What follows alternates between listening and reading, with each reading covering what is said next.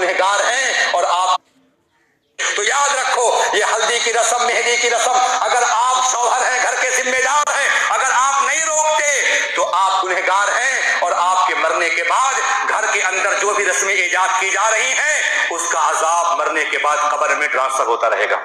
कब्र में वो अजाब जाता रहे। क्यों? क्योंकि आप कव्वाम थे, निगरां थे, लेकिन आपने मना नहीं किया। आप मना कर दीजिए।